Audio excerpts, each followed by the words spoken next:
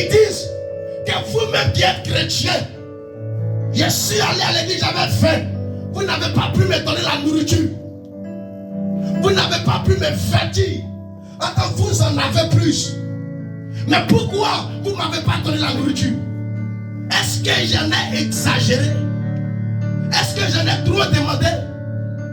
Mais c'est comme ça on évangélise pour gagner les gens. L'amour, l'évangélisation n'est pas basée sur la parole seulement. Elle est basée sur les actes. Parce que Dieu nous dit de le faire. Il dit de la manière que tu t'aimes frère vers l'autre. Et comment faire pour l'aimer? Comment faire pour prouver à Dieu que j'aime mon frère? C'est pas par les paroles. C'est par les actes. C'est par les actes. Parfois, moi qui suis homme de Dieu, je n'ai pas à manger, on m'appelle pour on vient me voir pour que j'aide. Mais je prends ce que j'ai puis je donne. Souvent je suis limité. Mais je ne peux pas dire à quelqu'un que je suis limité. Mais on vient me voir, ah papa, j'ai besoin de temps. Je dis ma fille, mon fils, prends ça. Prends ça. Mais je ne peux pas dire à la personne que moi je n'ai pas. Mais Dieu sait que son serviteur n'a pas. Il a donné ce qu'il a. Quelqu'un qui aime ne peut pas prétendre. Dit, voit son frère en train de mourir de la faim. Et puis va lui fermer ses entrailles. Autant de fois que tu en as pour donner, il faut donner. Autant de fois que tu peux aider, il faut aider. Est-ce que quelqu'un comprend? Il y avait un monsieur, un jeune, qui marchait avec son ami, son meilleur ami. Et regardez ce qui va se passer. L'acte du monsieur m'a tellement plu. Et moi-même, quand j'ai écouté l'histoire que le monsieur a racontée, ça m'a tellement touché le cœur. Il avait son meilleur ami qui faisait tout, il marchait, il faisait tout ensemble. Écoutez la fin. Et son frère appelait un jour son ami, le monsieur appelle un jour son ami. Et lui dit, mon frère, j'ai besoin de toi. Quand ma mère est gravement malade, j'ai dépensé tout ce que j'avais pour la soigner. Mais je n'ai plus de rond. Ma mère est malade. Je ne vais pas voir ma mère en train de souffrir. Ma mère souffre. Si tu peux me venir en aide. Pour payer simplement les frais d'ordonnance pour donner à ma mère pour qu'elle se rétablisse. Car j'ai tout essayé. Tout dépensé mon argent. Il reste quelques ordonnances que je vais acheter. Et son ami lui dit, ok, j'ai compris. J'ai compris. C'est tout. Il dit, j'ai compris, je vais te revenir. Regardez ce qui va se passer. C'était le matin, il a appelé. Dans l'après-midi, il rappelle son ami qui avait donné l'espoir à son frère pour lui venir en aide. Il rappelle son ami. Le téléphone de son ami ne passe plus. Il insiste. La mère devait prendre ses comprimés, sinon elle risque de mourir. L'ordonnance est restée à la maison avec la mère souffrante malade. Donc son ami sort pour aller à une cabine. Il appelle son frère, il appelle son meilleur ami. Il insiste sur son numéro à plusieurs reprises. Le numéro ne passe plus. Tout découragé, abattu. Il ne sait plus ce qui comptait. Parce qu'il a compté sur son ami.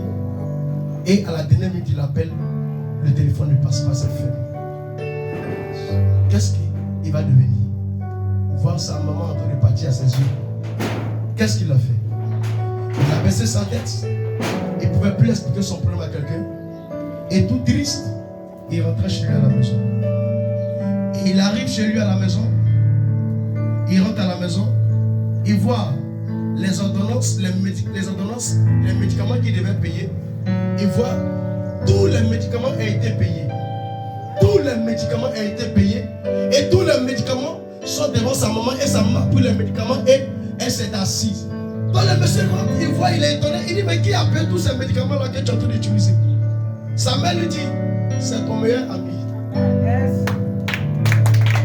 C'est ton meilleur ami qui l'a fait. Et le monsieur sort pour aller voir son ami. Il voit son ami en train de partir. Il appelle son ami. Il dit, mais qu'est-ce que tu as fait? Que je t'ai appelé, ton numéro ne passait plus. Il dit, mon ami, t'inquiète. J'ai vendu mon téléphone pour prendre cet argent pour payer les médicaments. C'est pourquoi tu as appelé cette personne. C'est ça, on dit un ami. C'est pourquoi un ami est plus qu'un frère. Quand tu aimes quelqu'un, tu es prêt à te sacrifier pour la personne. Quand tu aimes quelqu'un, tu n'as pas peur de fournir tes efforts pour la personne. Les gens vont dire qu'il n'est pas bon. Mais toi, tu dis qu'il est bon. Parce que tu sais ce qu'il t'a découvert en lui. Tu ne peux pas haïr ton frère ou ton gars comme ça. Le monsieur n'était pas obligé de payer les médicaments pour cette femme.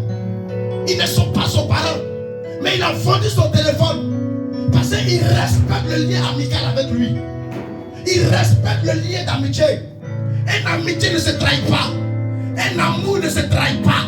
J'aime mon frère, qu'est-ce que pour que je l'aime? C'est là que je lui ai montré que je l'aime. Il a vu que je l'aimais vraiment. J'ai vendu mon téléphone pour payer les médicaments pour donner à sa maman, pour que sa maman vive longtemps. C'est là que j'ai prouvé ma gratitude envers mon ami. Mais si toi, tu n'arrives pas à prouver par les actes de l'amour que tu ressens pour ton frère, quel est l'amour que tu prétends dire que tu aimes?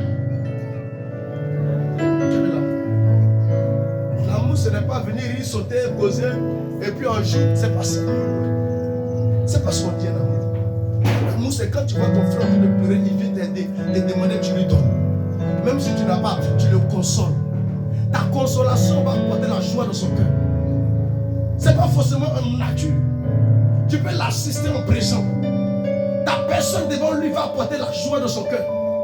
Il sera joyeux de t'entendre. Ça veut dire qu'il va avoir le sens de la vie encore.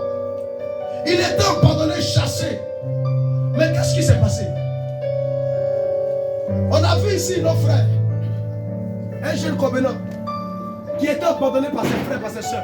Parce qu'on dit, il faut forcément qu'il prie. Le monsieur dormait dans les rues et puis partout. Mais il ne savait pas, on le chassait partout. Mais il est venu ici pour avoir Jésus. Pour que l'église l'accueille. L'église pouvait le chasser. En présent, moi-même, je pouvais le chasser. Je n'ai pas dit non, je ne connais pas tes parents, je n'ai pas pris ce risque à faire partie. Attends, bizarrement, avant que le malheur m'arrive, j'ai raconté une histoire ici où dans la nuit, à minuit, quelqu'un entre chez toi à la maison pour aller taper à ta porte. Et cette personne-là, à minuit, n'a nulle part où aller. Est-ce que tu vas accepter que la personne dort chez toi comme matin ou bien tu vas chasser la personne? J'ai parlé de ça ici. Et d'autres ont dit quoi? D'autres ont dit non, comme ça qu'on va chasser. D'autres ont dit non, on va l'accepter. D'autres ont dit on va chasser. Mais à la dernière minute, le diable est en train de préparer un malheur.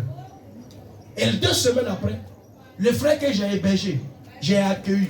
Qu'est-ce que les gens n'ont pas dit?